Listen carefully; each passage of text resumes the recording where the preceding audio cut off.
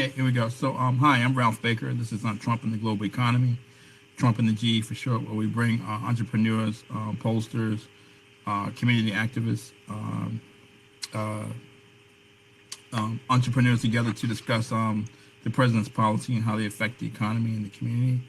Tonight, we've been faced with the question of should President Biden share the 19 vaccine intellectual property rights with Africa, India, and other lesser developed countries. Um, the United States is getting vaccinated. A lot of wealthy nations and the countries that actually help develop the vaccines are getting vaccinated. But there's a dearth of vaccinations globally. And there's a school of thought that unless we are all vaccinated, then nobody's vaccinated. So that if, let's say, majority of the United States gets vaccinated, but there's places in Africa or India or lesser developed countries that have not been vaccinated and the coronavirus strain lingers, it could come back to the United States stronger than ever, and we can still have a problem. So unless the world is vaccinated, no one's vaccinated. And people have reached out to President Biden, a bunch of former world leaders. Nancy Pelosi and some U.S. lawmakers have reached out to President Biden to temporarily suspend the vaccine IP rights and share them with around the world so that lesser developed countries can actually manufacture the vaccines locally and vaccinate their people. A bunch of world leaders, over 170 former Nobel laureates like Joe Stiglitz, Francois Hollande, former Prime Minister of France, Mikhail Gorbachev, former President of Russia, Gordon Brown, former Prime Minister of the UK, have reached out to Biden to ask him to temporarily suspend the vaccine IP rights. So the hows of suspending these IP rights are growing stronger. I don't think it's very well talked about in the media, particularly in the financial community. So we're faced with that question tonight. Should the president temporarily suspend vaccine IP rights and share them with countries like India, Africa, and other lesser developed countries? So tonight we have with us Donald Davis and Torian Mitchell. So I'll let Torian go first. Quickly, just a brief overview of where you think we are on the economy, and then sort of what you think about the issue we're faced with as far as the IP rights. Yeah, man, I feel like, well, one, thank you for that, for the intro. I feel like I'm a broken record every time we meet because my economic outlook is pretty much the same each time. You're not gonna be a Debbie Downer again, are you? Yeah.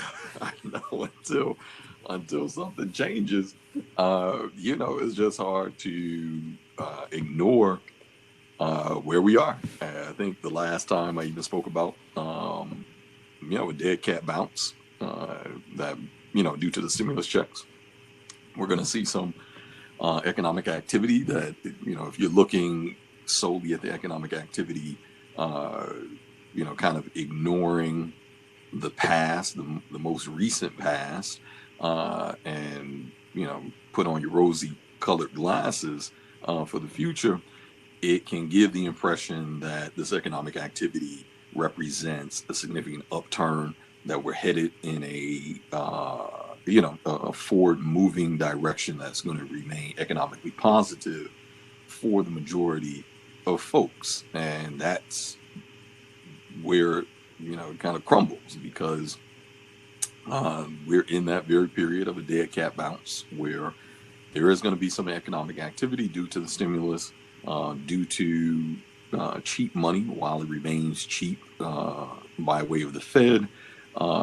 But after the exhaustion of that economic activity, which is going to come pretty quickly, I think, looking at my crystal ball, I see that decline by end of year, maybe even before end of year, where we're going to see some very material realities come to fruition, such as homeownership rates are declining. We're in a arguably a bubble, but I feel like it's definitely debatable because the time period of a bubble, when we're looking at these rising home cost, because construction costs have been rising significantly. So when you look at home rates, for example, and across the country from LA to New York, where homes are being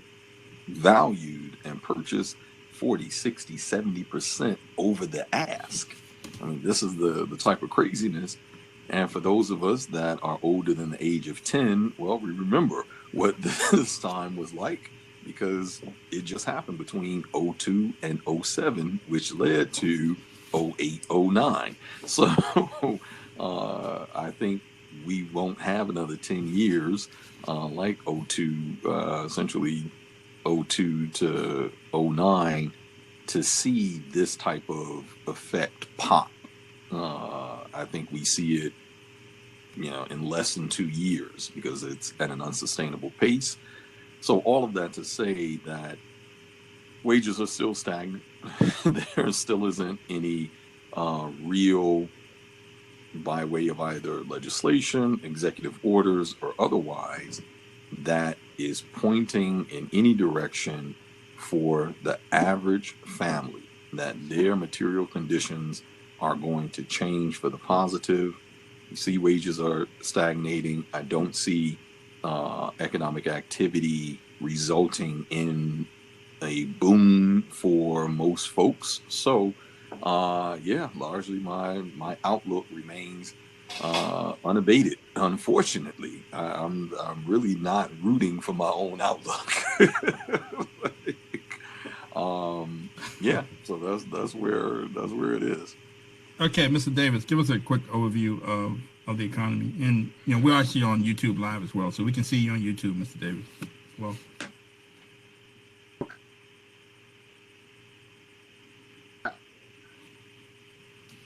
With some change, people have got the stimulus. Something really created. Jimmy, I know they can open up, opening up so people can go out and gather. I think it has started full effect yet, because it's really people not. The damage has been done for economy. I don't know what the president is. Got to fight out. That's what. Yeah, still he's struggling, trying to feed family. Trying to pay the bill. Change with that. That's people's lives.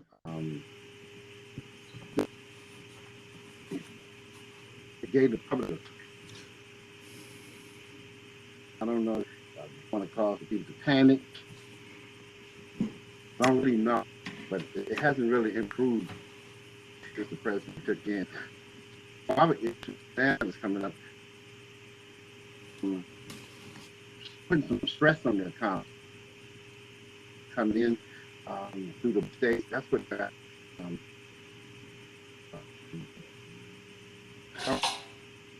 No.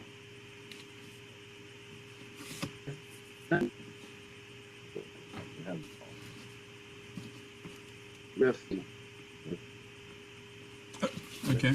My take is this, basically it's really too early to tell about, as far as looking at the economy's vital signs, because the economy hasn't fully reopened. But unemployment picture is getting better. Obviously, the economy slowly reopened. Couldn't get worse from last year this time, when we were in the pandemic it first materialized.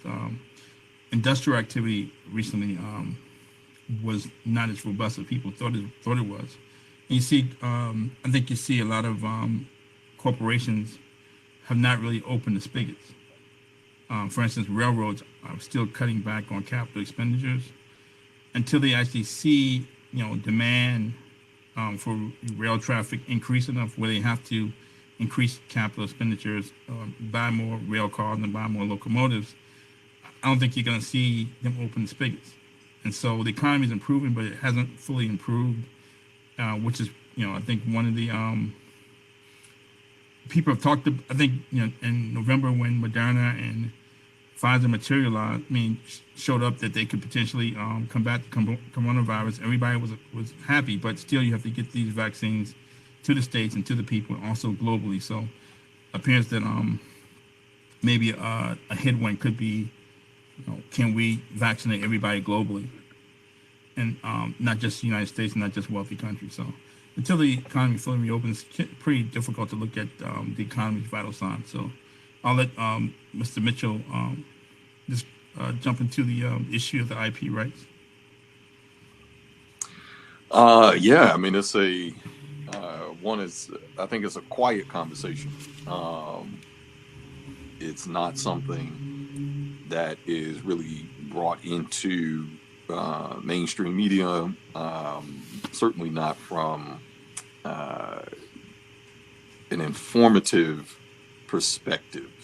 In other words, trying to really understand the intersection between essentially IP rights and global pandemic, and understanding, well, one, how did we even get here when prior to IP rights even becoming a thing, that there was already a consensus amongst the global scientific community that shared knowledge. In fact, which I forget the name of the system, I believe it was CAVI, but they had built a system specifically to address how do we share knowledge, breakthroughs, scholarship, in order for everyone to be able to come up with a solution and vaccines as quickly as possible with as little barriers. And for many reasons, there has been an entire system that has overrode that system. Arguably, there's one individual that is heavily pointed as to the reason that this conversation has become relevant, which is Bill Gates. Mind you, Bill Gates has a high school diploma. He's never graduated college. Certainly is not a medical doctor or a doctor of any other letter. By that. However, he has kind of wielded his wealth to really monetize IP rights, and specifically around vaccines. You look at the Bill and Melinda Gates Foundation over the last really 2 decades, one of their biggest investments have been within vaccines globally. So that being said, without kind of parsing too early in the conversation some of those pieces, but just to give a good sense that, in short, the Bill and Melinda Gates Foundation also built a system, much like the global scientists, and come together even under World Health Organization. CDC was also included in building essentially a free system for the global science community to use. And Bill and Melinda Gates Foundation built a competitor. And of course, it is a for-profit competitor, as opposed to the non-for-profit that was built earlier. That really the advocating the difference between their system and essentially the free system that was built really boils down to the advocating for IP rights, which obviously favors any multinational corporation, and certainly even a small R&D company such as BioNTech, for example, which ultimately sold their vaccine to Pfizer. So it really protects the interest of the corporations and puts the interest of the corporations through protectionist policies over the masses. And that's really what it has boiled down to in a nutshell, is that now when you look at the support from the Modernas, the Pfizers of the world, and primarily the U.S., because that is where the bulk of the, I think, kind of pushing is coming from, is not just developed countries, but specifically the U.S. and it takes the lead in that space. So they are the ones that are really taking the lead, and the smaller, smaller biopharma companies are simply falling in line, kind of falling suit. And that's really the crux of the entire issue that has led us to where we are today. Honestly, I'm actually quite surprised at President Biden's response by, potentially, because obviously nothing has been written in stone yet, but even entertaining the conversation of essentially be ridding IP rights and really just returning back to the original plan, which was let's just simply essentially forego putting profits over people. And let's get a solution, because ultimately, if we don't have a solution and this pandemic turns out to be worse than the Spanish flu, then obviously that becomes a zero-sum game. How valuable is a company if it doesn't have people that can purchase their products and services at that point? So that's, I think that was really the initial perspective. So I think in a nutshell, that's where we are. At 20,000 foot level, I think pharmaceutical companies have a right to protect their intellectual property, especially if they spent tens of billions of dollars doing research and development. It potentially could hurt their ability to recoup their R&D. It also could hurt entrepreneurialism. This is a little different because I think the government helped fund the lion's share of the front of the research for the vaccine, so it's a little different. Mr. Davis, your take on the IP rights? I agree, but the question is, for the United States, am I the leader? This ability do I have the world? That's where we're at. I'm a keeper. Now, I go around the world. I encourage to put what is human rights? Right? You got food, I don't have it. The right? You got from other, and you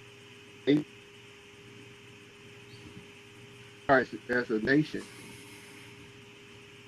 you have to buy first. Now, I know the pharmaceutical companies that it is about capital. Take some money. How much doesn't happen to me? How much money do you want? Some of them $1 billion in profit. The bigger question there, the United States has put this position that we are the example. Eat, you starve. Now, I might not give you what I eat. That's what United States have to work something out. The world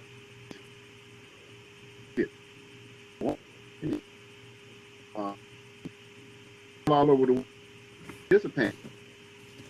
Agreement is share knowledge. Okay, we got knowledge, get resources.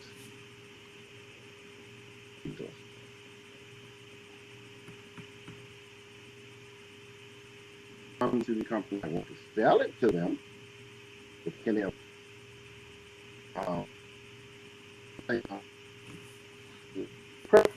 who can buy it? Not able to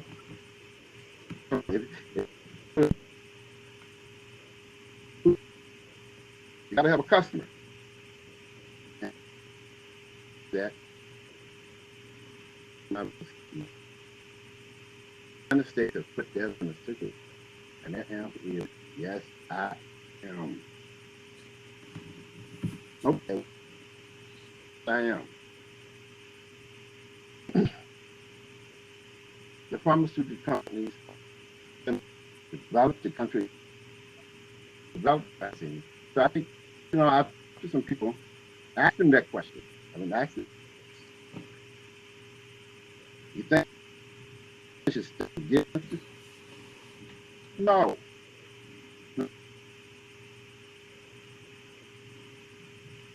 Then some others said,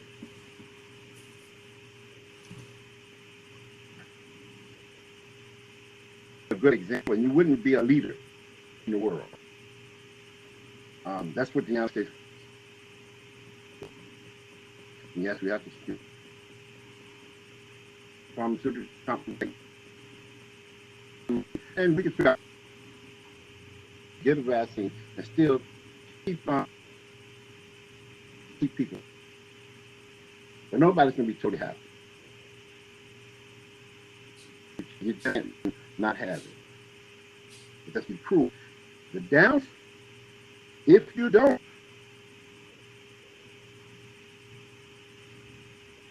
but you're a bad environment for America. A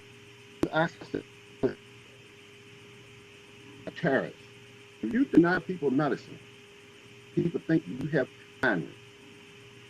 Vacuum for that. A vacuum for people to decide that they're going to do things when they go. Nothing worse than that people not have. And I'm saying that I'm going to create a vacuum, and I'm hoping we don't. There's always consequences. Never.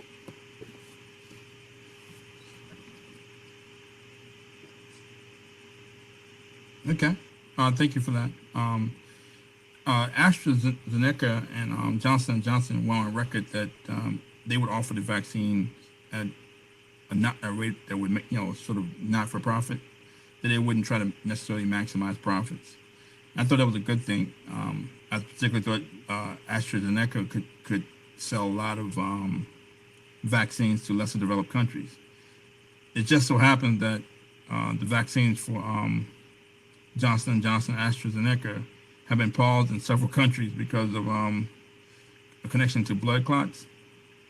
So you have a lot of supply and a lot of manufacturing might from AstraZeneca and Johnson & Johnson, who was collaborating with Merck. So now you have more supply that's off the table. So now it's down to practically two companies, Moderna and Pfizer, and hopefully Novavax if they ever get regulatory approval or emergency use authorization. So two countries that could potentially sell it to third world countries, lesser developed countries, and attract the price. Their vaccine rollout have been paused in several countries due to connections to blood clots. The unusual part about it is that the government funded a lot of these the R&D for these vaccines, particularly for Moderna and Novavax. They didn't necessarily fund it for Pfizer, but they did offer Pfizer over $1 billion in advanced purchase agreements. So Pfizer had a ready customer available once the vaccine did well in clinical trials. So can these companies in good conscience say that we're not going to share the vaccines with less developed countries, especially after the government funded these vaccines? And Biden says, yeah, we need to temporarily suspend IP rights and share the vaccines, the IP with less developed countries. I know Africa and India have reached out to the World Health Organization to prompt the United States to share the IP rights. 60 other countries have come on board with that. So I think that the hows of sharing the IP rights are growing louder. Moderna in particular, Moderna has a equity market capitalization of over $50 billion. Novavax has a market capitalization of over $14 billion. And these are two companies that basically get over 90% of their revenue, probably 100% of their revenue from the COVID-19 vaccines, at least from standpoint of the advanced purchase agreements. So I believe that I believe that Moderna already have about $10 billion in cash in the bank by the end of the year. If Novavax can get its vaccines, can get emergency use authorization, it could probably have a couple billion in cash at the end of the year, just from selling, just from fulfilling current advanced purchase agreements. So they already have a lot of capital in the bank, a lot of cash in the bank, and their equity market capital. The cash in the bank would be bigger than their market capitalization was a year ago this time before the pandemic materialized. So Moderna is on record that it would not defend its intellectual property rights. So if someone were to actually use the IP rights, they wouldn't defend it. They didn't say they would necessarily give it away, but they did say they wouldn't defend it in case someone tried to use the IP rights to develop a vaccine abroad. The other thing is that the Kaiser Foundation reported that more than 40% of adults in the world would not be vaccinated unless doses purchased by wealthy countries are redistributed. I thought that was a alarming figure. That these globally, the vaccinations are not happening nowhere near the scale that they're happening in the United States. And again, unless we're all vaccinated, no one's vaccinated. And so I see a scenario where, can the economy fully reopen if the United States says, we can't travel to certain countries abroad if they don't, if they're not fully vaccinated, and if they also bar these countries from traveling to the United States. I don't see the airline industry making a full recovery, the leisure industry, hotel industry. And you have a lot of companies who sell into the airline industry. Crane has exposure to military aircraft and commercial aircraft. Crane, Honeywell, General Electric. So I don't see the economy fully reopening until everyone's vaccinated. So it's almost like a catch-22. So everyone's vaccinated, and and we're prepared to reopen the economy, but you can't travel to half the world because they're not fully vaccinated and they can't travel here. So the leisure industry will not make a full recovery. So I think we have a question from J. Rod, the messenger, who called in. Roger, can you hear us? Can you hear us?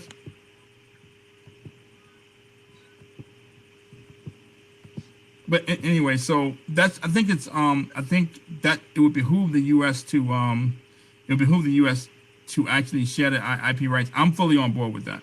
I'm no laureate, but I'm fully on board with the government, with Biden sharing the IP rights with lesser developed countries, so that they can vaccinate themselves locally, manufacture the vaccine locally, and expedite vaccinations.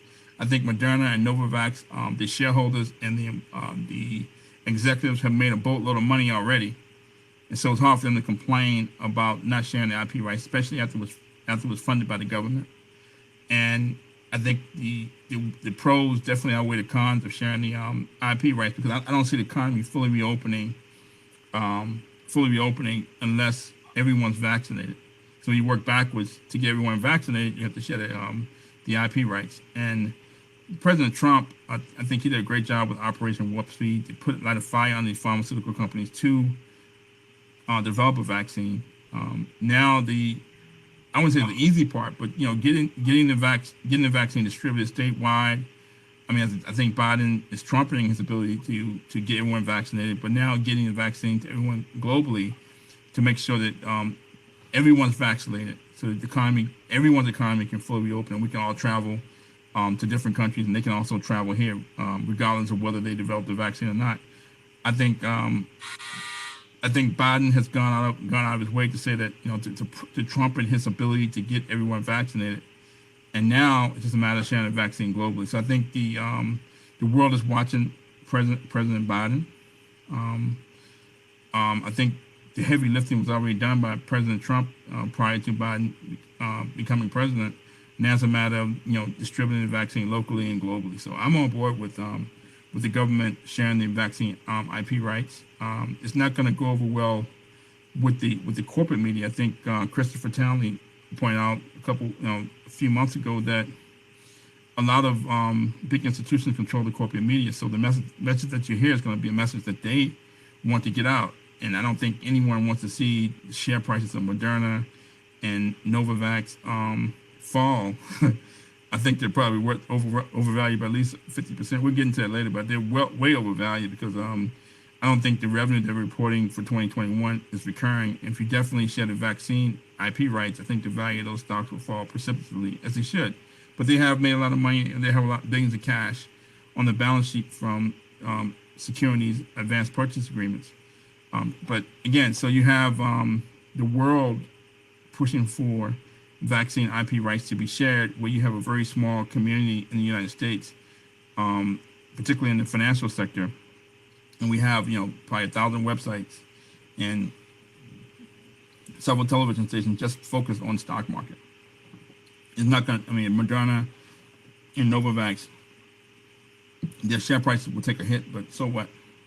It's kind of silly to hold up the vaccination globally for something that's been funded by the government just for 2 or 3 publicly traded companies whose stocks would never have been this elevated had the government not funded them to begin with. So I'm on board with the government sharing the vaccination IP rights, and I think it's probably the only path forward, in my opinion. So Torian, what do you think about? We talked about the pros, but what about the cons? One con I see would be, again, the financial community is going to push back, and we know that they have a lot of bandwidth. They control a lot of the corporate media, and they have a lot of PR.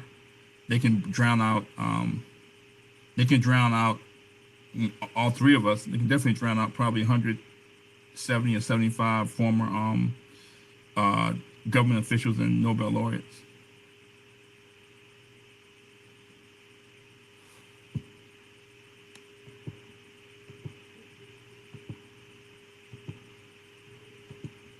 Sorry, are you on mute? You hear me now? Okay. I can hear you, yeah. Are you asking what are the cons of protecting the IP rights, or what are the cons of foregoing the IP rights? What are the cons? Because we talked about the pluses. What are the cons? Yeah. Well, I think really, I guess any of the cons, whether it's kind of for or against the sharing of IP rights, really, it puts the shareholder front and center of any of the cons, in my opinion. Obviously, the fact that, so unlike any other case where you can arguably make a judgment to say, well, this company essentially earned their profits free and clear. They produced a good and service.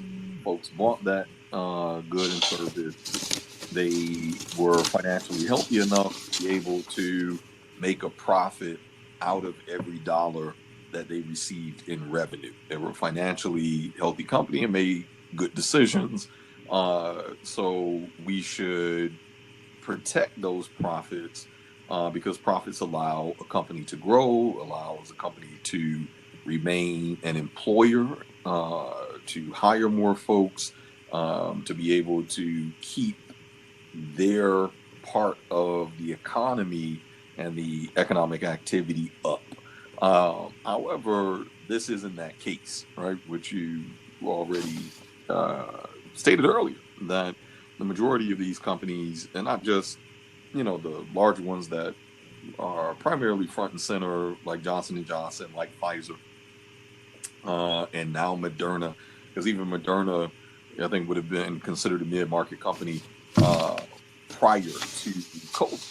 So a lot of these companies that have, if you look literally between September of 2020 and now, these were arguably, penny stocks. And a lot of these companies went from $5 a share, $15 a share, and in no time have gone to triple digit stock companies, $150 a share, $180 a share, $210 a share. Are we really saying that these companies like FLGT has become significantly more valuable with the same amount of employees, the same amount of contracts on hand, from trading at $6 and $7 to $150 in 30 days?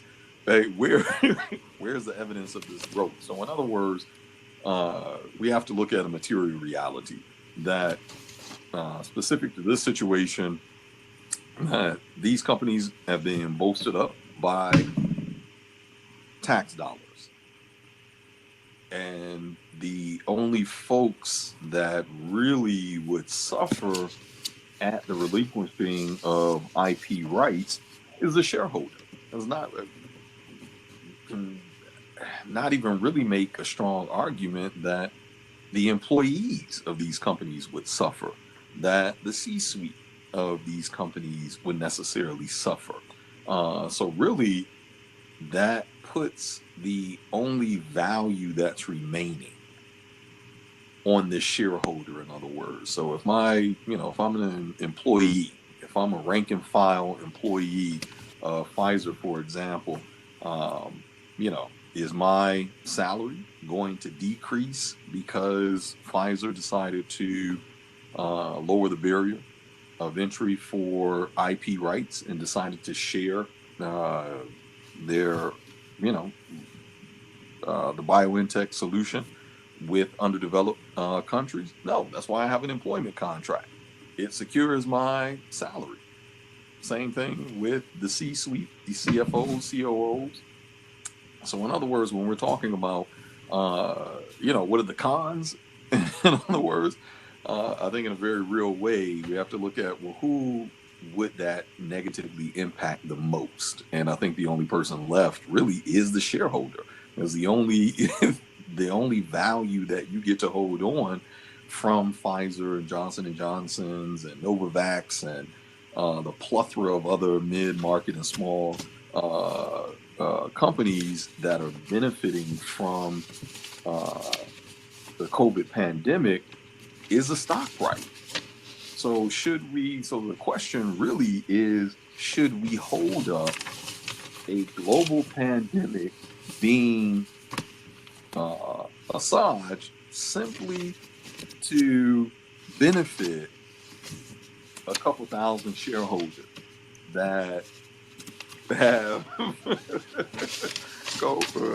Pfizer and BioNTech and Novavax and the plethora of other symbols in their portfolio? And I think when we frame that question in reality, do I need to answer that? No, you don't. I have a feeling what you're gonna say. You're such a Debbie Downer. So anti-capitalist. It's hard to argue, against, to me, some things that seem like common sense. Like we can't be so pro almost any, not just capitalists, but we can't be so pro any ideology, any economic system that we begin to cannibalize ourselves.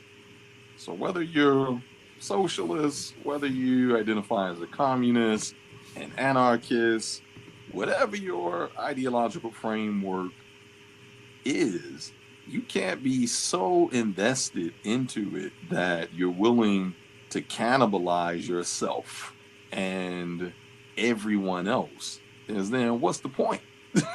So that's the way that's the way that I see that.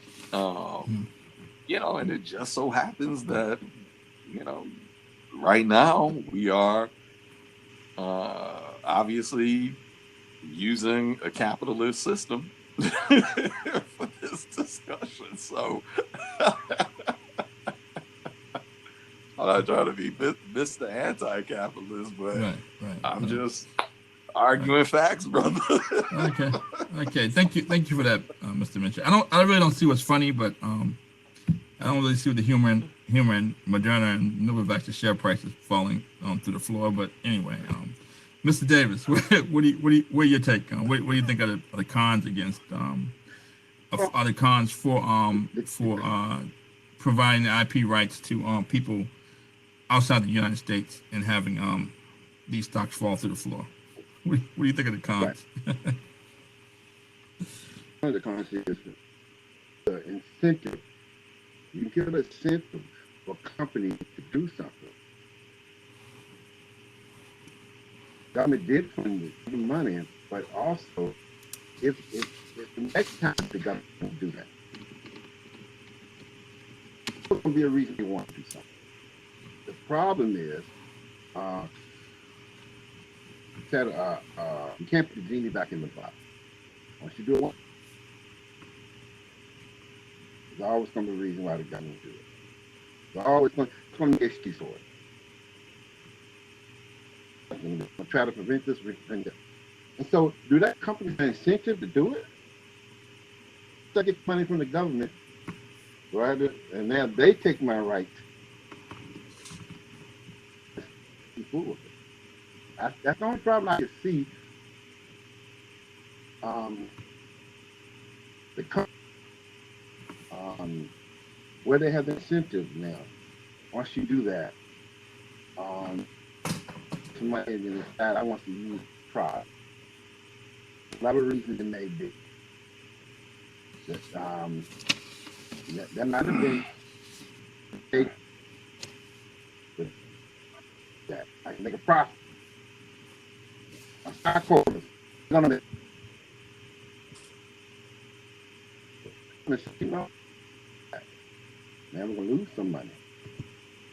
That's the change the mechanic of stock mechanics for the incentive for somebody to do something. Okay, thank you for that. Okay, I think we have the poet J. Rod, the messenger. You have a question, Mr. J. Rod? Can we? We can't. I think you're on mute. I think you're on mute.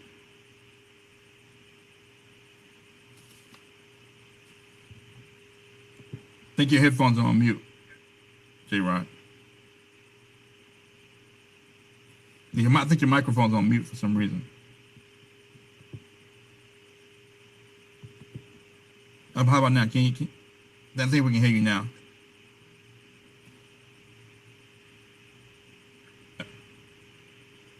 I think your microphone's going on mute again. So we'll try later. But I think Mr. Davis is exactly right. I think once you open that Pandora's box, you can't put it back in.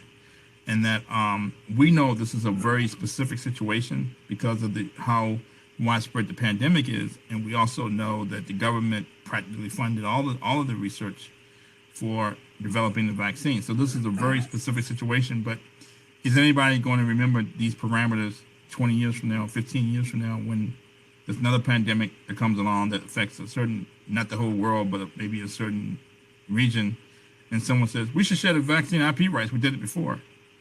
So that's always a risk. It's almost like the same thing with the gun control, that the people the NRA and the people who want to protect gun rights know that if you give someone an inch, they'll take a mile. So I think that's definitely one of the downsides. That, you could potentially have someone who just wants to give the IP rights under any circumstance. Some politician who wants to be popular with the populace, or wants to seem like he's a man of the people, and just want to, which could potentially hurt entrepreneurialism or hurt someone's ability to recoup their research and development. Another example, I think Torian, probably near and dear to Torian's heart, is Gilead. A while back, Gilead developed a treatment for HCV, which is life-threatening. It was the only drug on the market, and they could have charged whatever price they wanted. And it was taxing Medicare system, Medicaid system. It was taxing, our military who wanted access to the top quality HCV treatment. And you had a lot of, people who didn't have the resources who suffered from HCV were complaining that, we can't afford a $94,000 treatment. And the government didn't necessarily say you have to shut IP, but they did approve Vicera, which was created by AbbVie, which was a much lower quality HCV treatment, and they approved it very quickly. So that hurt the price of Sovaldi at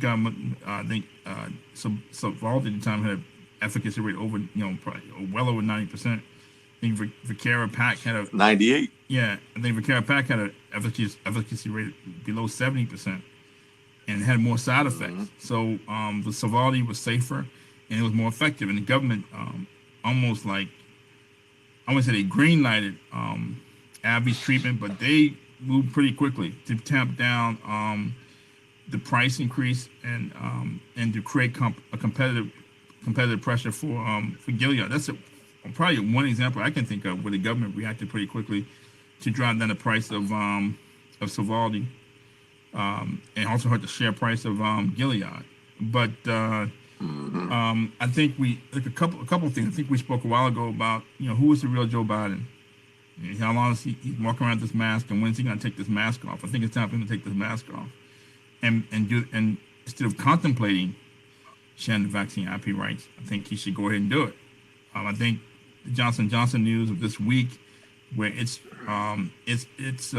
vaccine, the CDC recommended that its vaccine rollout be halted because of its potential connection to blood clots, and it could potentially be halted. And Joe Biden, for some reason, put a lot of his political capital behind Johnson & Johnson. Moderna, Pfizer, AstraZeneca were already in the market with a vaccine. As soon as Johnson & Johnson's vaccine got approved, he went guns blazing to ramp up supply with Johnson & Johnson and Merck.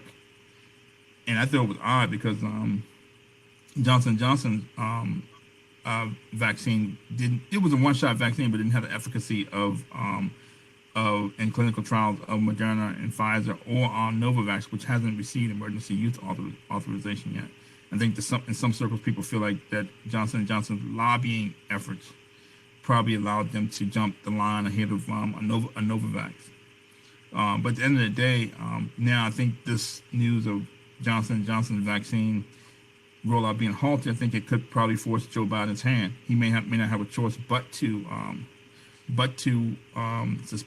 temporarily suspend the vaccine IP rights, because the global economy is not going to reopen. The U.S. economy is not going to fully reopen until the world is vaccinated, and I think that's the reality that we're facing. And President Biden has talked about trying to trumpet getting the economy reopened, but I don't think anybody have ever saw this potential headwind where 40% of the globe may not be vaccinated unless we share the vaccines with lesser developed countries. And again, the howls of sharing the IP rights are growing louder, particularly after the Johnson & Johnson news. We have Mikhail Gorbachev is more passionate than Joe Biden. That's a scary world when he's asking for the president to share the vaccine IP right, Mikhail Gorbachev. And so I don't see a way forward. I mean, for the global economy unless we share the IP rights. And I did some high level analysis of Moderna and Novavax. And the Moderna trades has an equity market capitalization of over $50 billion. I think it's really probably worth more like $15 billion. If you look at because the revenue is not recurring. I think the revenue is going to fall next year in 2022. Nobody's talking about it. Everybody's valuing Moderna and Novavax based on the success of the wild success of 2021 advanced purchase agreements, which blew me away. But I think if you look at cash plus one times revenue for 2022, I think it's probably worth about 15 billion. That's with the IP rights intact. If they lost the IP rights, I think the valuation probably falls to about 12 billion. So you're looking at a share price of maybe $38 right now, versus it's trading at over 160. I think Novavax is probably worth close to about $80 a share. It trades at over 200. I think it has an equity market capitalization. I value it at more like $6 billion, which is cash plus one time 2022 revenue. That may change a little bit if they actually get the emergency use authorization. They can actually secure these, actually fulfill these advanced purchase agreements. They can maybe have a couple $1 billion of cash at the end of the year. But they lose the vaccine IP rights, or they have to share them. I think their valuation could fall the most because Moderna actually has more cash in the balance sheet and has been in the marketplace much longer. So I see the vaccine market as more of a cash flow play than a long-term earnings play. Moderna and Pfizer have done a great job of securing these advanced purchase agreement and collecting on them and collecting as much cash as possible. So that's really where I see the downside for those two stocks. I don't see any executives from Moderna or Novavax coming out publicly saying we don't want to share the vaccine IP rights. They may try to make some noise through back channels. They may try to complain to members of Biden's administration who I think have ties to some of these companies and have shares in some of these companies. They may hide behind CNBC or Bloomberg News, who I'm sure won't like the idea of sharing these IP rights and having these stock prices fall. I think they'll serve as PR mavens for Novavax and Moderna. So they may hide behind a Jim Cramer or people at CNBC and Bloomberg or people who report on the financial news. I don't see them coming out publicly saying anything crazy like we don't want to share the IP rights, the vaccine IP rights. But I think it could force Biden's hand with the news from Johnson & Johnson. Again, I think this would probably be one of the few bold strokes that Biden will have done early on in his presidency, because it wouldn't necessarily be popular. If you're gonna spend a couple $1 trillion and give it to the populace, give the populace $1,400 or $2,800, whatever the amount is, I don't think anybody's gonna turn down money. But it could be unpopular in certain circles if he actually shared the vaccine IP rights. And I'm not really sure what he's waiting for, to be honest with you. I think it's the right thing to do. I think he needs to stand on his square and make the decision sooner rather than later, because he's gone out there that the economy he's going to get the economy reopened, and he's going to supply X amount of doses at a certain date with the help of Moderna, Pfizer, and Johnson & Johnson. Now I think the race is to supply the globe, not just the United States, not just the UK, but the entire globe with the vaccine. And I think it's time to pull a John Wayne routine or pull a Donald Trump, shall we say, and make a tough decision sooner rather than later, and really don't care about who doesn't like it. I think that's the only practical way forward. What do you think? What do you think Trump would have done at this point? Torian, think Trump would have made the decision already? Well, if we believe the reports. Well, we have to ask because he'll be president in a couple of years anyway. Here you go. What was it? The latest polling had him at 40%, 40% favorable, that folks would, vote for him for a 2024 ballot. But I hear The Rock is contending. Yeah. He has a pretty busy schedule in between making movies and whatever. I think. Right. I'm sure Donald Trump's nervous that The Rock is going to throw his. The Rock or maybe Will Smith when he run for president. I'm sure he's shaking in his boots. One or the other, they always use Reagan as their stalking horse to prove that you can go from Hollywood to the White House. But I think we saw a glimpse of what it would have looked like under Trump. If we believe the reports that he was, positioning to get the vaccine and to get the cure from Angela Merkel when they met up to discuss the pandemic. I think few people knew at that point that BioNTech was already in development of a COVID vaccine. So there was some truth to its existence. I don't know how true it is. I believe he denied those accusations that he was trying to buy the vaccine and to, call it the Trump vaccine.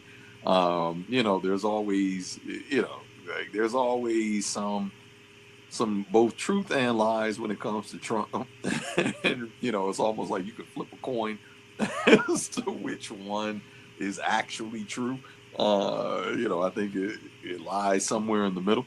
But I think that it certainly would have seemed to be handled in a more definitive way. Obviously the PR machine for Trump is very different than the PR machine for Biden. So far we see that Biden has continued a significant amount of the policies that Trump was being admonished for. The wall, for example. Well, what did Biden, stand on his square and, admonish Trump, almost hit him over the head, because of immigration policies, because of the wall. And meanwhile, Biden has already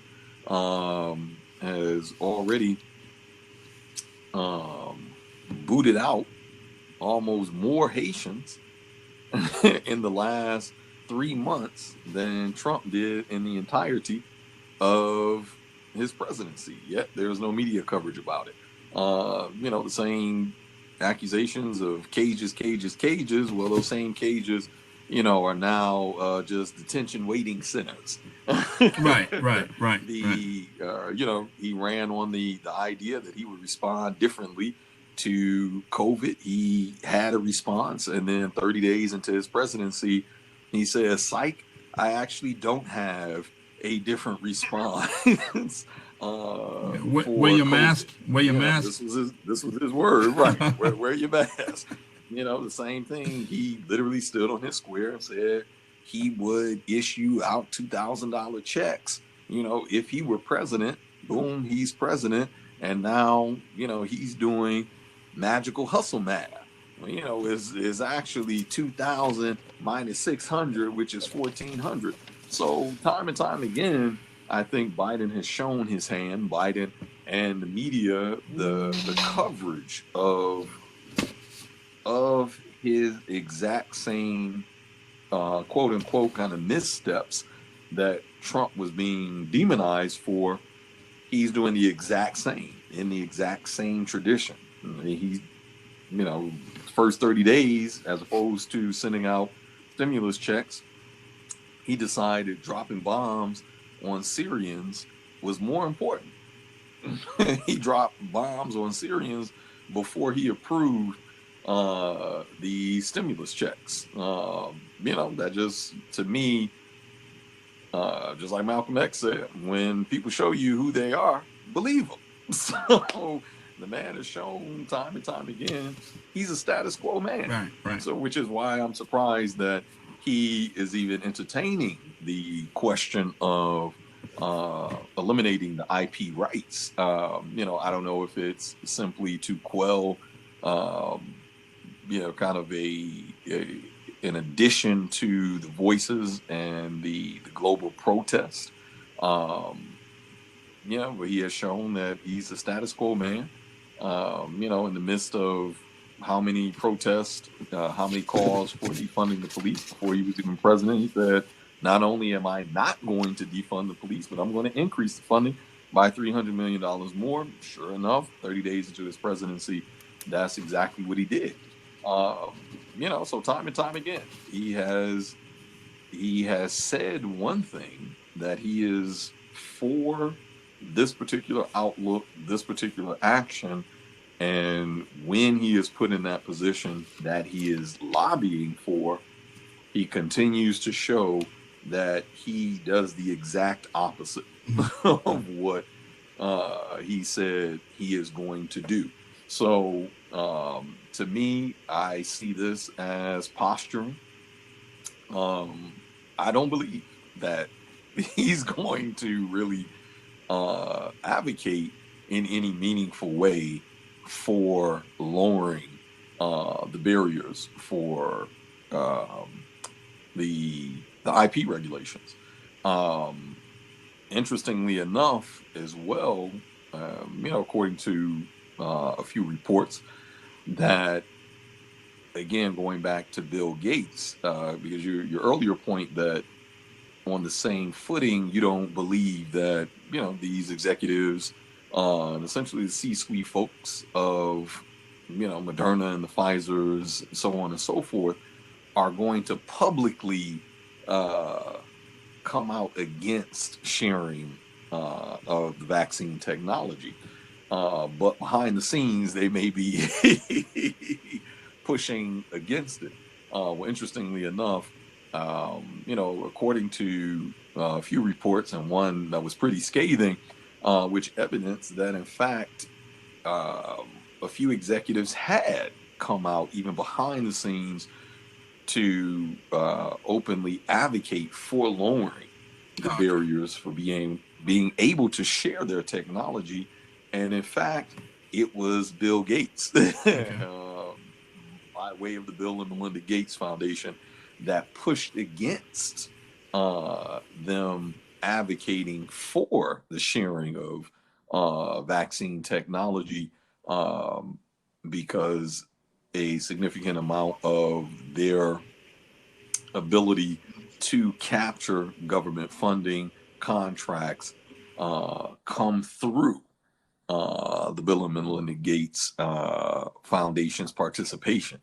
So, according to a few reports out there, there is evidence that there is a bit of puppet mastery happening, and some pretty strong evidence, supporting that. So, I think all of that is relevant as to what is the efficacy, even if I'm wrong about Joe Biden. In other words, even if Joe Biden, in his heart of hearts, really wants to be able to open up the borders, share the vaccine technology with underdeveloped and developing countries in order to quell this pandemic, how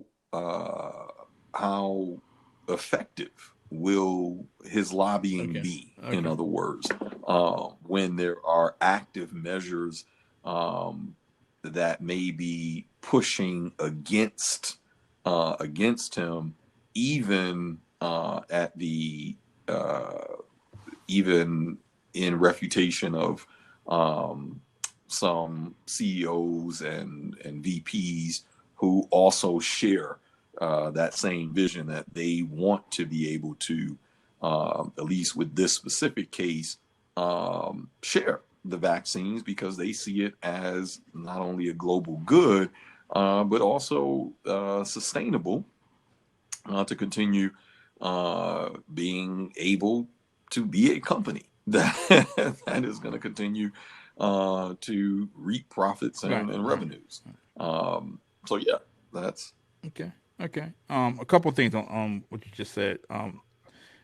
I previously said that Moderna said that they would not protect their IP rights. They never said they would share them, though. They never said they would actively share their IP rights. They just said they wouldn't protect them in case someone violated them. So they could have easily said that they aren't necessarily open to sharing, but they're not going to protect it in case someone violates them abroad. The other thing is that President Biden, on a recent uprising and the kid who was shot in Minnesota, he said that I don't think he agreed with. Obviously, he didn't agree with the police action, but he said there was no reason to tear down Minnesota, which is pretty much what Trump said when he was in office, and nobody said a word. So racism stopped after Trump, apparently after Biden got into office. And when Biden suggested that he was contemplating sharing the IP rights, my first guess was that behind the scenes there must be a lot more pressure building up behind the scenes than I had realized. So I think he's feeling a lot of pressure. The fact that he would even, you know, say something about it publicly. But anyway, so we have J Rod the messenger. We're gonna try to take his question. You want to go? You want to go, J Rod? Can you hear me? Yeah, we can hear you. Good. Okay, Good. What's your great. question? Man, Oh, every there we time I get you go. on. Our The first the the, call. no, the world renowned poet, J Rod the messenger. Hey, thank y'all for having me. The economy that I see is everybody is struggling right now. Everyone is struggling. But the problem that we don't look at is crime going to go up eventually. Crime is going to go up. And I think that we are overlooking it because people are struggling to pay the bills, to put food on the table. And now I can't pinpoint it, but there is problems with these coronavirus shots. There are problems. So people are totally in chaos. They don't know where to turn and what to believe. And, I would like for y'all to give me some enlightenment on that, because crime rate is definitely going up where I'm at in Hawaii. Definitely. Okay. I'll let Mr. Davis start with that. But first, I'll make this point that in New York that the crime rate has gone up, and one thing about New York that's, in my opinion, is held crime down is that people are always around. No matter what time of day it is, what time of night it is, on the streets, on the subway, there are people around. So I think that deters crime. But now during the pandemic, there aren't that many people around, particularly on the subways. So you're seeing a lot more crime on the subways. You see a lot more homelessness around the country, and you're seeing people saying we need to remove those people from tents in Washington D.C. So I think that's a point that I hadn't really thought about. How long does the crime wave last until this economy reopens? So I'll let Mr. Davis start with that. Start with his answer first to J. Rod the messenger. Okay, thank you. I believe it's a correlation between crime and when the economy is going bad. When the economy is struggling, you're going to have a high rate of crime. They go hand in hand. When people are doing well, they don't need to commit crimes. They got the resources, they got the money, and so when they're lacking the resources, it does tend to make crime go up. Even the ideal of defunding the police, a red, you're killing the police. To police the people. I know that yes, they've been having some problems, but when you're telling people they're not valued, how they handle it a lot of times in the more rougher areas, the police don't come over there. You police yourself, and that combination is not a good combination. So crime will go up. You got the deep talking about the police, a negative about the police, and also the economy. So that will make the crime rate go up. Okay. They go hand in hand. Okay, Mr. Mitchell, thank you for that, Mr. Davis. Mr. Mitchell. Right? Well, first, thank you for the question. It was a great question. On being our first caller as well. So thank you for listening. And I think those points they really do evidence kind of the fallout, right?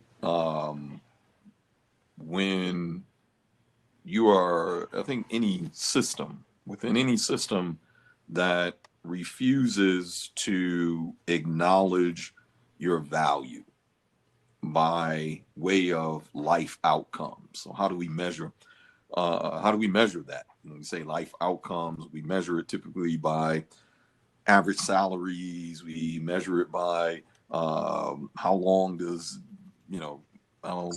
folks live, the overall health and conditions of, our material existence, our food.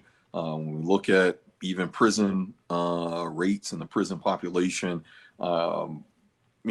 this is even the conversation of wage gap and gender rights and all of these other kind of seemingly conversations that can easily feel disconnected, but they're really all a part of the same system, right, that we live in other words. And we view that by, kind of looking outside and seeing, are folks struggling to live? Am I struggling to live? Am I, enjoying kind of the fruits of the labor and that unequal division, in other words?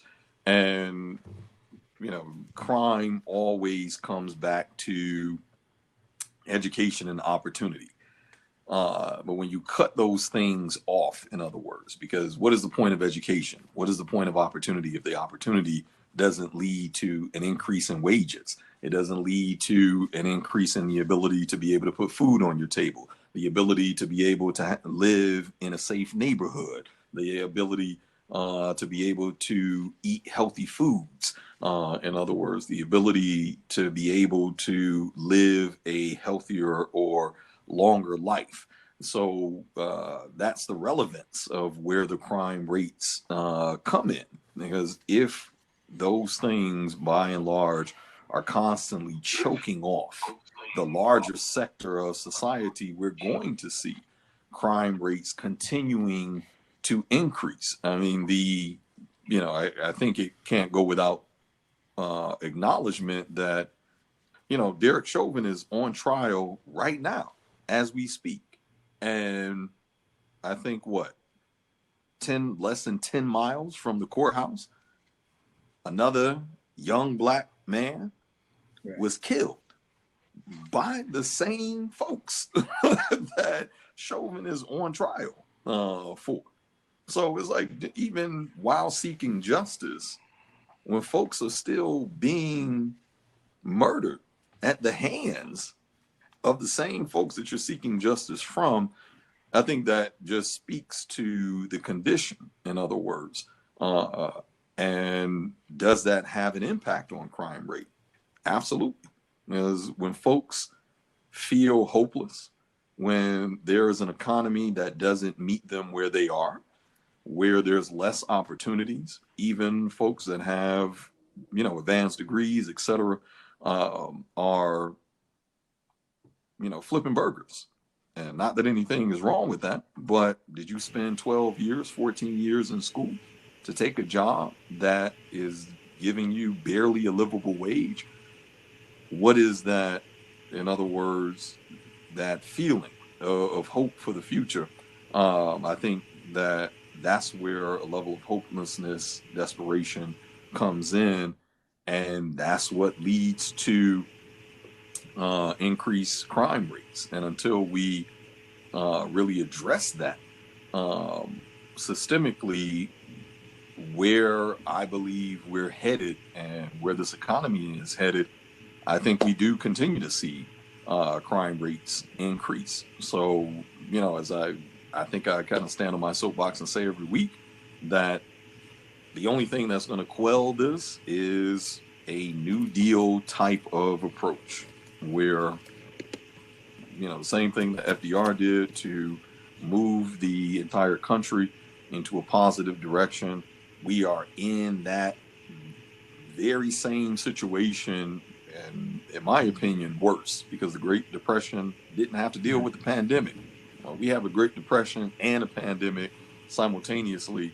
So that means that we have to be that much more aggressive about investing in our infrastructure, investing in our education, community policing. That's what defunding police means. Taking approaches that are going to help shift the majority of people's material conditions to where crime is no longer the most attractive avenue. That's really what it is. We have to make crime less attractive. If, flipping dimes on the street corner puts more money in your pocket much faster than flipping burgers at McDonald's, even with an advanced degree.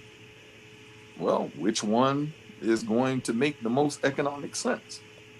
So that is why we must move in a direction where the government is putting out policies and aggressive policies that are going to empower folks back into the economy full on. And this is just, crime is just one small aspect of that fallout. Thank you for that. I think you touched on my point that there may be more opportunity, particularly in places like New York City and other bigger cities, when people aren't necessarily using the mass transit system as they were prior to the pandemic. So if you're in the subway at a certain time of night, or on the bus at a certain time of night, or on the street at a certain time of night, I think you could be more susceptible to crime in this environment.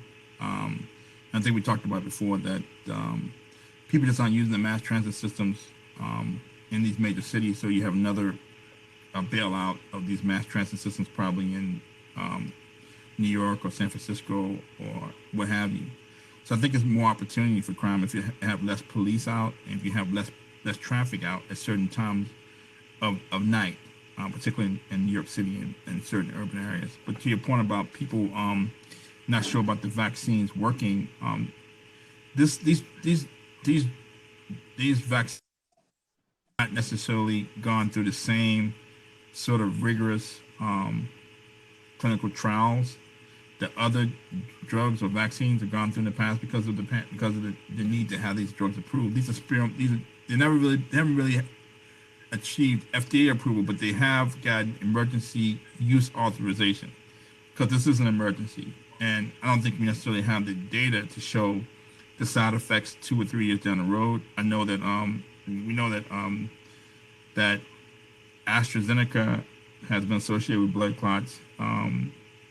Johnson & Johnson's vaccine has been associated with blood clots in women. When you see these stories about Hank Aaron died, then we found out later he just took the vaccine. Marvin Hagler died. So with natural causes, next thing you know, a couple days later, he took the vaccine a couple weeks earlier. So there's always these stories about whether it's Hank Aaron or Marvin Hagler or maybe even DMX, whether the vaccine caused them to fall ill all of a sudden. So you have these stories as well. So we really don't know a lot of side effects down the road. But right now, it looks like Moderna and Pfizer's vaccine appear to be the most effective and with the least side effects. So and now it's almost a catch-22. If you don't, you almost have to, I wouldn't say trust the system, but I mean we do have enough data, I think, at this point to say that those 2 treatments are probably the best, unless we have get some more data from Novavax, which on paper appears to be the best in terms of efficacy and ability to distribute these drugs at normal room temperature. Where I think Pfizer and Moderna are working on vaccines to. Well, Pfizer's already gotten the FDA to approve their vaccine to be shipped at at normal room temperature, where previously it had to be shipped at negative 94 degrees Fahrenheit. I think Moderna's trying to get their vaccine treated at to have their vaccine be able to ship to room temperature, and they're also working on one dose vaccine to potentially take away any advantage that Johnson & Johnson had. So I hope that answers your question. J. Rod, yeah. Anything else you want to? Yeah, had any questions on? Yeah, for because I heard him say something about the police be defunding. You're right. Now I'm not sure if that's effective. I'm not sure. Taking away their money, I'm not sure if that's very effective. I think the effective way to go would be more training and more screening. I think that would be the best way to go.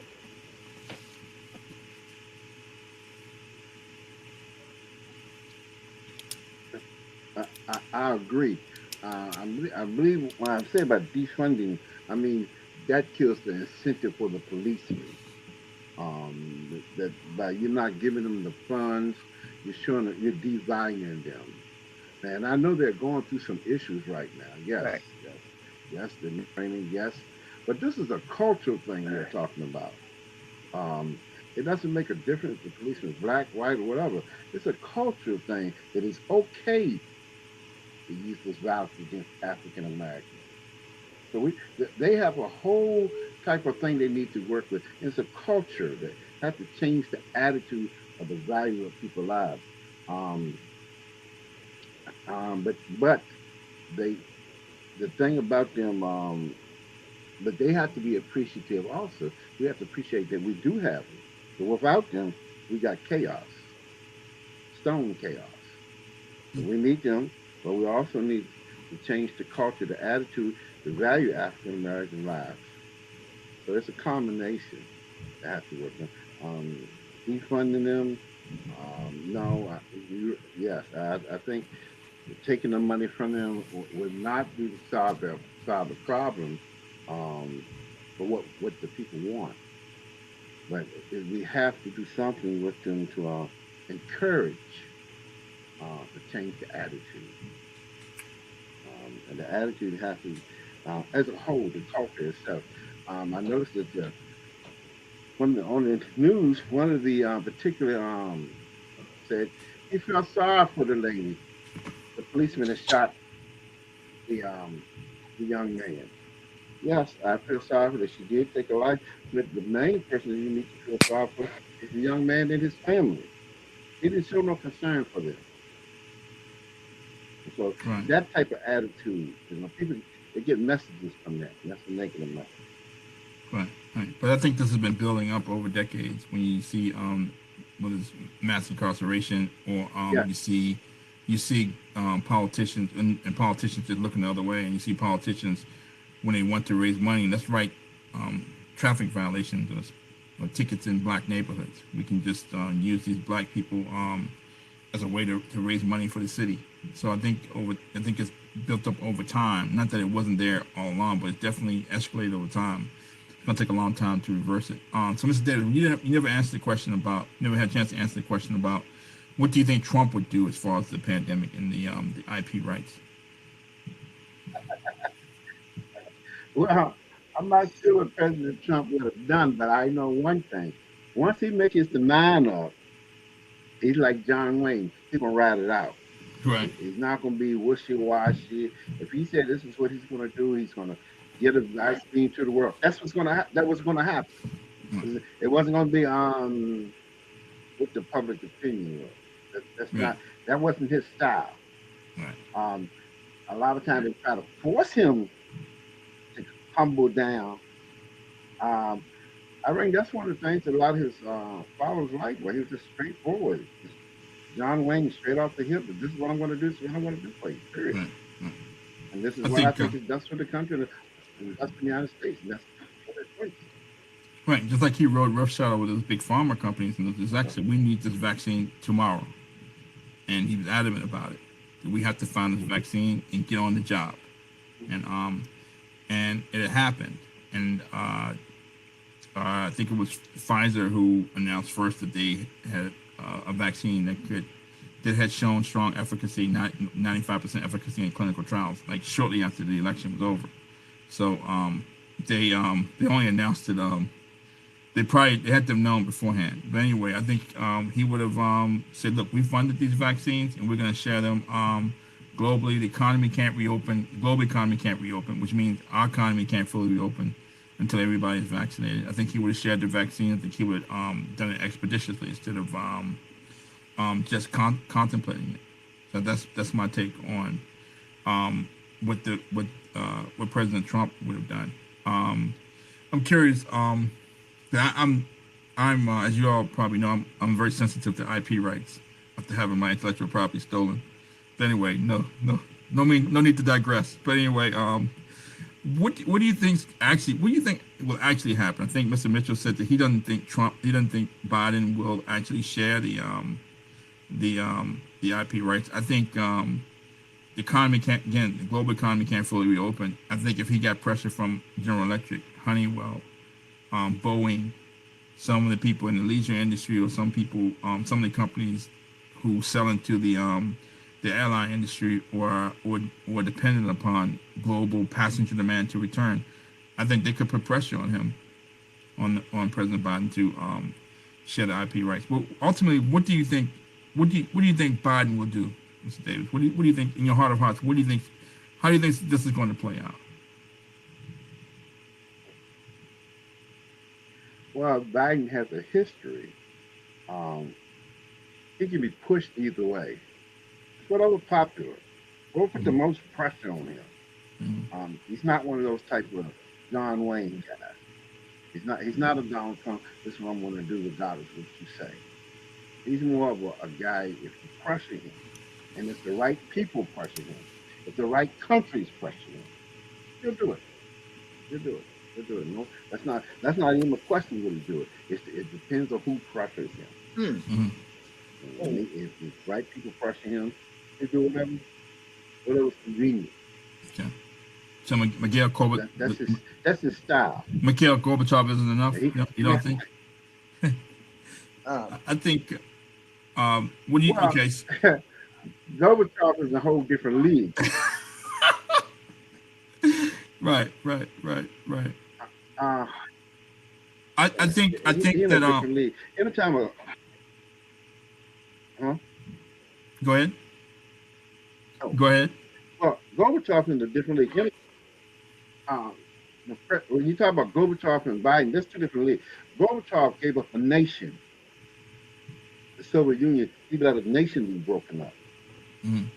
Biden don't have that type of courage. Right. Gorbachev used some foresight. Right. Biden doesn't do that. Right. But I think that's Biden, a whole different league. A man like this, you're comparing apples and oranges. You don't have I understand. But I think Biden has gone out here boldly that he's going to get this economy reopened, and he's going to have so many doses of supply available. And I think he was depending on Johnson & Johnson and Merck to come through for him. And I think now that we've got more information, it appears that we can't get the economy, our U.S. economy, fully reopened.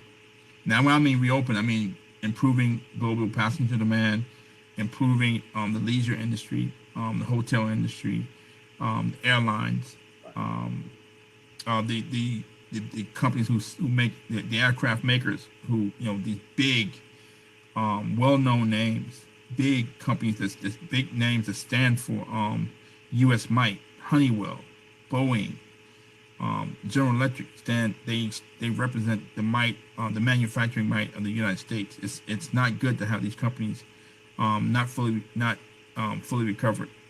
So I think now we have more information. It seems like the linchpin to getting the U.S. economy reopened is to have the global economy reopened, and Biden has gone on record very bold that he's going to get this economy reopened. So he may be backed into a corner. He may have accidentally backed himself into a corner, and we may not have a choice but to share the vaccine IP rights. Mr. Mitchell, what do you think he's ultimately going to do? I think you're on mute, Torian. Yeah, I think the thing keeps going on. Yeah, as I was stating before, I'm already almost in shock. He's even making the proposal because essentially he's making a stand against corporate interest, and he is certainly, again, he's made some bold announcements. Even if you ignore the last 45 years of Joe Biden's history, and you only know him for the last 12 months, he's made some bold statements on his campaign, on the campaign trail. He's fallen those statements. So I don't really see him making, or at least taking different actions. Let me say that. Maybe the words will be a little bit different, but the actions is what matters the most.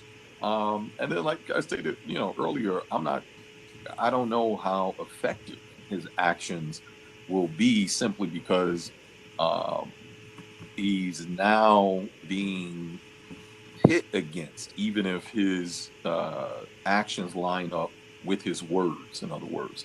Um, and he wants to fully remove all IP barriers and, sharing technologies. I don't know that his lobbying alone is going to be enough to make it happen.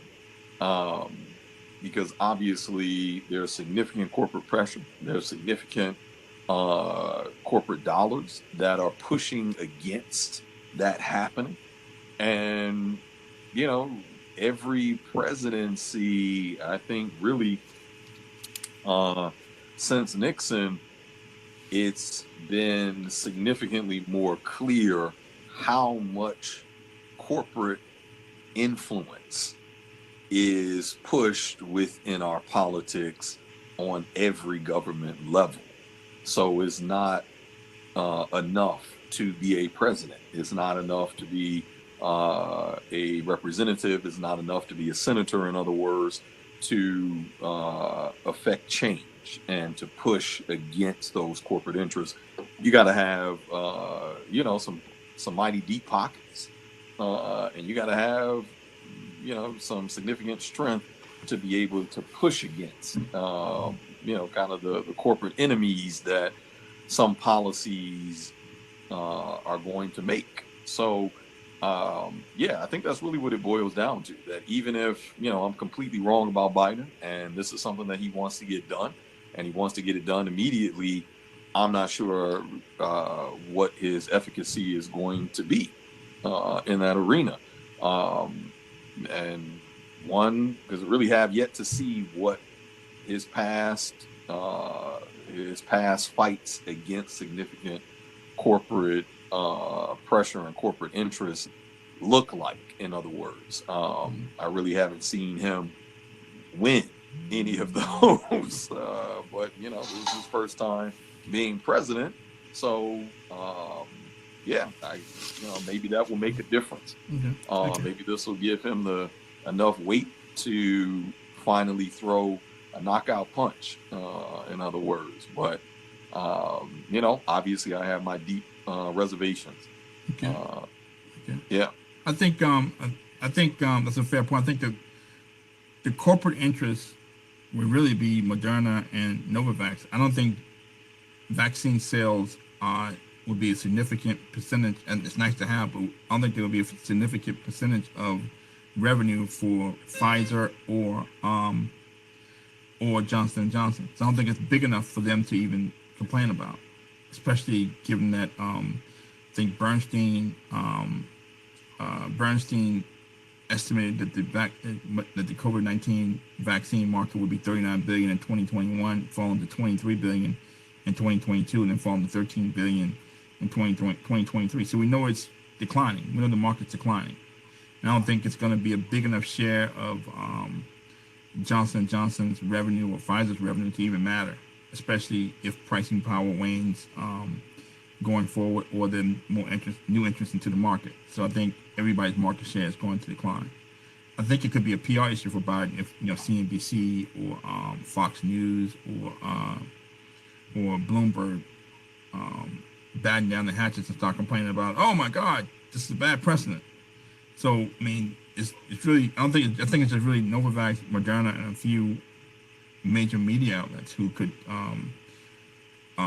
maybe cause like some type of PR issue for Biden. If you have some loudmouth like Jim Cramer complaining about sharing the IP rights with lesser developed countries. So I think that's really where the hitmans are, because I don't think it's going to really matter to Johnson & Johnson or Pfizer enough for them to complain about not sharing the IP rights. And I think they know down the road they could probably, it'd be probably better to have goodwill with the government and this is not really a battle that they would probably want to fight for something that's not a real sizable share of their revenue. I think J-Rod had one more question. Yeah, I do. In reference to President Trump and the IP, I cannot say that he would be a hard charger and press the issue for the main fact that when the USS, I believe, had an issue, the appropriate action was not taken like it should have been. Even in the media, there was talk that he hesitated when there was talk of the virus. So I can't say that he would have been a hard charger when his actions showed he didn't take the appropriate actions. So I don't know. I will have to throw that one up in the air. I can't say. So what's your question? So my question is, being that y'all speak that he might be a hard charger, I'm saying from my point of view, his action that he took was not appropriate. So do you really think, being that you know what he did and wasn't appropriate with the action that he should have taken as a leader now, and he didn't take it? So what makes you think he would be a hard charger for the IP? In my opinion, I think he may not have a choice. I think if someone starts connecting these dots that you can't fully reopen the U.S. economy until everyone's vaccinated, and the only two major corporate companies that are going to be affected by this are Moderna and Novavax, who I don't think have a whole lot of lobbying might or a whole lot of political capital with the government. I think the pros of sharing the IP outweigh the cons. I think you have companies like Boeing, Crane, Honeywell, General Electric, and the airline makers who employ a lot more people than Moderna and Novavax. If the economy is not fully reopened, I think the leisure industry, the airline industry, the travel industry will face major headwinds. I think that outweighs any my personal opinion outweighs any the wants or the needs of Moderna, Novavax, and Jim Cramer, or a few people in the corporate media. That's just my opinion. I'm not sure how much General Electric or American Airlines or Boeing would push because they're actually pushing for to share somebody else's IP rights, not their own. So I'm not sure how much they would push, but I think the leisure industry and the travel industry, the ability to get that industry up and running again, I think it outweighs the needs of two companies who were already made, who already made probably more than they thought they would have made in their lifetimes. Because Novavax never even brought a drug to market. Never. And their share price, they have an equity market capitalization of $14 billion. And they've been lobbying the government to treat pandemics and to fund their treatment fund R&D for pandemics and treatments for years, and they never brought a drug to market. So they really have nothing to complain about, in my opinion. Mr. Mitchell, what do you think about? I think you kind of hit the nail on the head. That there are, there's always going to be folks for and against. There's going to be corporate interests, and I think that's what I was alluding to as well, that Biden is going to have to tap into. Some of that corporate interests would be the airlines. I think we're one of the few developed countries that doesn't have a national airline. So in other words, but it's arguably our airline system is monopolized, right? So in other words, there are significant other corporate interests at stake of continuing to lose revenue, continuing to lose profits, where our GDP is tied into their existence. In other words, much like the banks, back in 08, 09, too big to fail.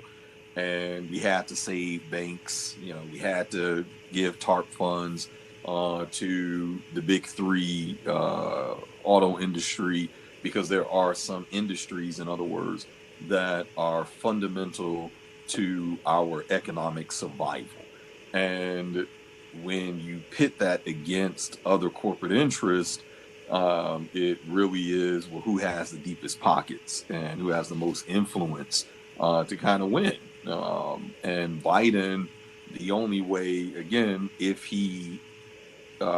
his actions are going to line up with his words, and he's going to essentially pit himself against biopharmas that want to protect their profits, that want to protect their revenues at the sake of a pandemic, he's going to have some bigger, badder allies. And the travel industry, airlines can certainly represent those bigger, badder allies. In other words, that can push back against, biopharmas and allow his actions to line up with his words and be able to share the vaccines. But I think that's really what it just kind of boils down to. Hopefully, which I do believe is happening, that airlines and the travel industry at large, one of the things that surprised me is how large our tourism sector is in the U.S. Quite often when we think about tourism, we think, just other non-U.S. based places, Thailand, Jamaica, other places that, constantly see ads for commercials, etc. But a significant portion of the U.S.'s GDP is tied to tourism. So there's a lot at stake. In other words, there's a lot of players in terms of jobs, in terms of providing opportunities that the travel industry covers. So, in other words, I'm sure that there's a lot of folks advocating for Biden to absolutely drop the IP barriers so that the world can collectively rid itself of COVID and get back to the same economic activity that drives a significant portion of their revenues and profits. So yeah, hopefully that answers the question. Right. Yeah, I think when you say tourism, it maybe even resonates, hit close to home to Americans than travel industry, because I know New York City is a big recipient of tourism dollars. And I don't see, and New York City still looks dead, looks desolate. So anyway, Mr. Davis, I think you're on mute. Oh yeah, Mr. Davis, I think you're on mute. Okay. All right. On mute? No, you're Can you we hear can me hear now? you now. Yeah. We can hear you. Okay. The reason I believe that Trump would have, I believe the reason that Trump would have go against would lower the bar for that is, we always say America first. Our economy depends on the world, and we need them, and they need us.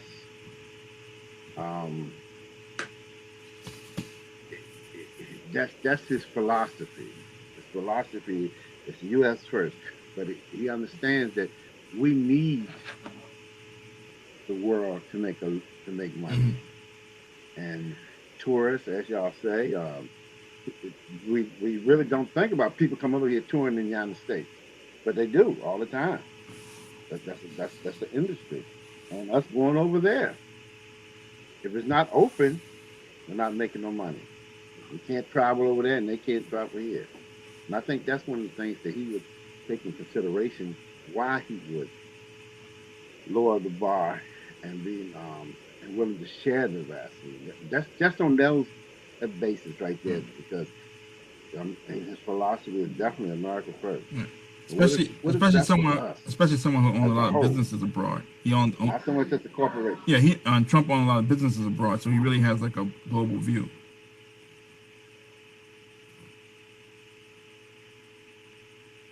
Okay. So one parting shot. One last parting shot. So we're as far we know where we are with the economy. Uh, given what you guys think with Biden, what you think what his predilection is to do, whether it's to lower the IP rights, stand pat. What do you think this seems to be a big issue for the economy. So what do you think the economy goes from here in the short term? Do you think we open quickly, or do you think we go through fits and starts, like some success, some failures as far as getting the economy back open? Do you think these IP rights are going to be a hindrance, or do you think we can reopen smoothly, regardless of what Biden does? I'll let Mr. Davis go first. I'm hoping open up smoothly, but we most unlikely will. We have to open up. We have to. We don't have a choice. We can't keep the pace that we're going. And by giving the vaccine, we're giving people opportunity. And that's the key. We have to have the opportunity to close. We got to be able to have people come here and we go there. That's not. We have to give people the opportunity. That's it. And I'm hoping that it'll be a smooth transition. And will it be? We don't know, because some other pieces of the puzzle that have to go along with it. But as for that, I think by knowing it would help us tremendously. Yeah. Okay, Mr. Mitchell.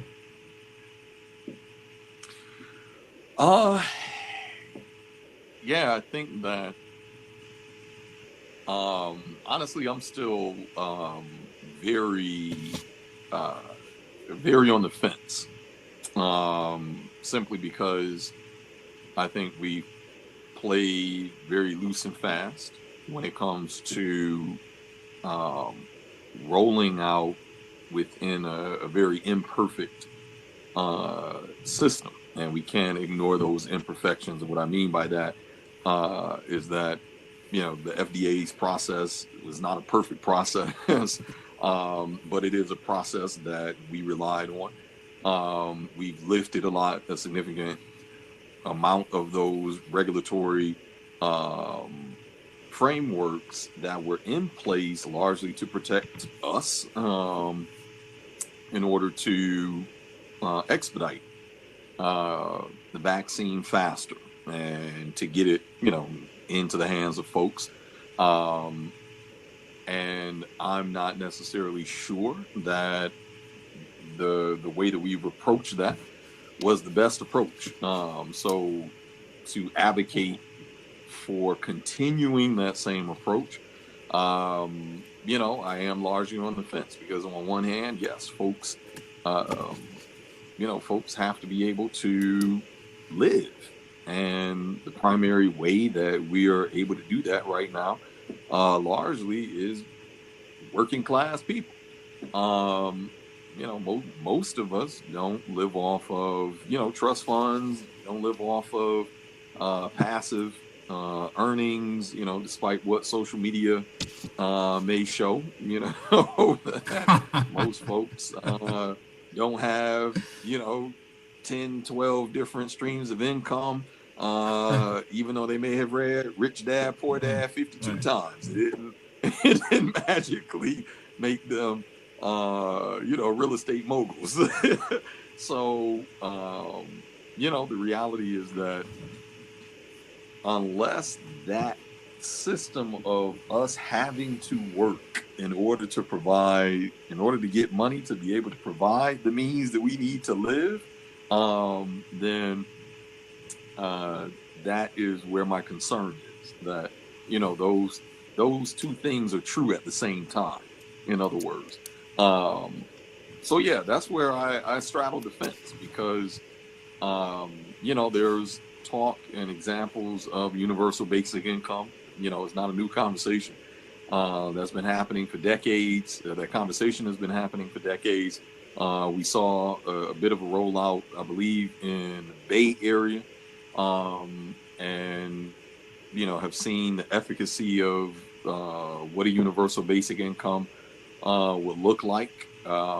We've obviously seen even our neighbors to the north of us, Canada, although they only have a tenth of the population, I believe 30 million folks, but they have been able to provide the majority, to my knowledge, the majority of their population with not just a one-time check, but monthly checks that are able to absorb folks living. France has done the same. Some of the Nordic countries have done the same, where every single month since the pandemic, they have put, cash in the pockets of their constituents, which is, no different than a form of universal basic income. I think if a similar, rollout were to happen within the U.S., then we could afford to actually take a step back and then question, are we actually rolling out the COVID vaccine in the safest way possible? Why? Because now there isn't this intense pressure to put food on the table. Like a universal basic income isn't going to make folks rich. It's not going to replace having to work, but it will absorb some of that impact, as opposed to having no income and 100% of all the pressure on you.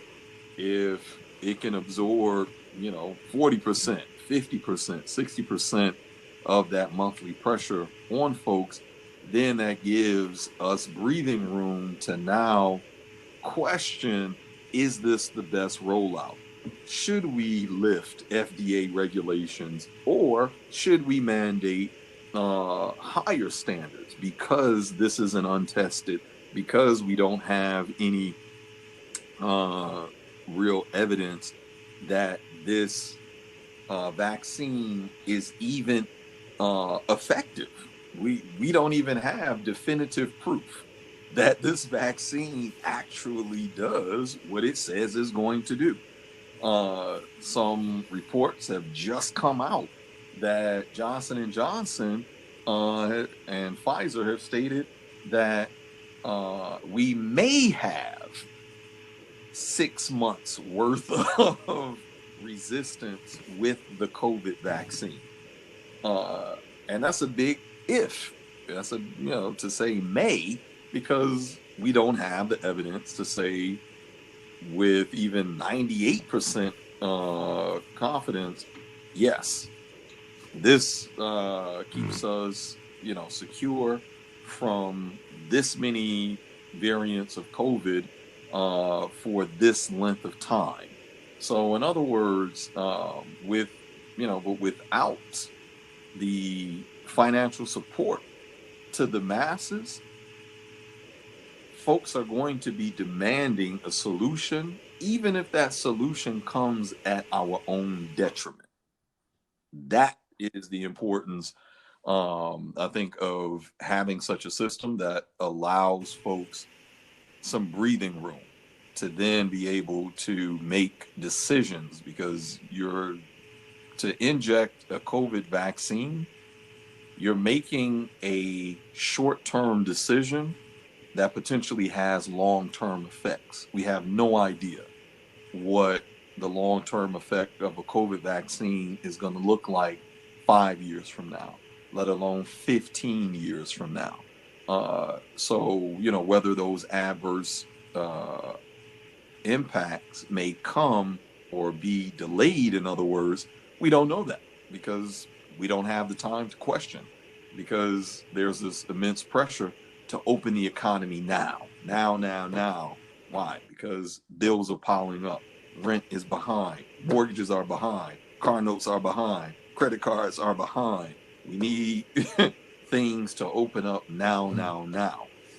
So, hopefully that makes clear why I straddle that fence between, what are we really asking to even open up now? What does it mean for us to open up, but not have the ability at all to be able to really question in a meaningful way? What does that opening mean for us?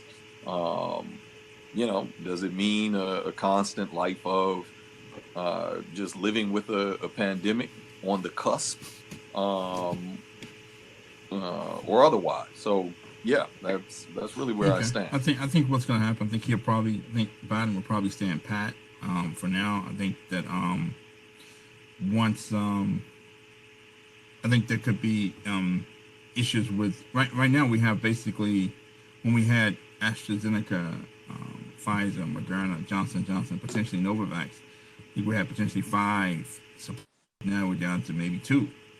So now you're going to stress those companies' supply chains. Can 2 suppliers and potentially 3 with Novavax, if Novavax can get the emergency use authorization, can they supply the world with enough supply? And Novavax is struggling to find raw materials, as is, to meet its current obligations in terms of advanced purchase agreements. So it's having trouble finding necessary raw materials to produce enough doses. So, with one of those companies have a hiccup in their supply chain, and we already know that Pfizer has gotten FDA approval to make their supply chains a little more amenable to distributing more doses, because now they don't have the cold storage requirements that they previously had. Can 3 suppliers or 2 suppliers supply the globe? And what happens if one of those companies have a hiccup? What happens then? Also, what happens if the tourism or the travel industry lags, like I think it will?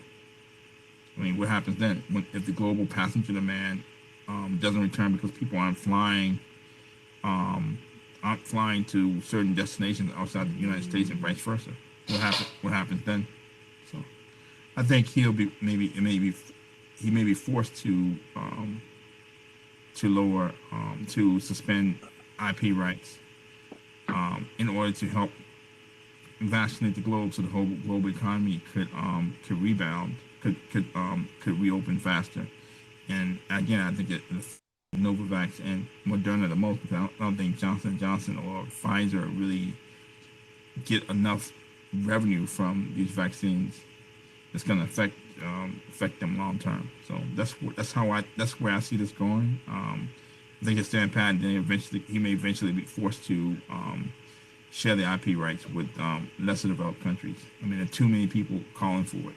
60 countries calling for it, in addition to Africa and India, World Health Organization, certain U.S. lawmakers, and then you have Mikhail Gorbachev on the case. So that's my take. So that's basically it. That's Trump and the GE. Our best take on addressing whether the president should share IP rights with India, Africa, and other lesser developed countries. So thank you to Mr. Davis, and thank you to Mr. Mitchell again for your comments. All right. It's Trump and the GE. Thank you. All right. Thank you. All right. Thank you. All right. You got to leave it open for a little. You got to leave it open for a little bit so it uploads. So the document uploads to your computer.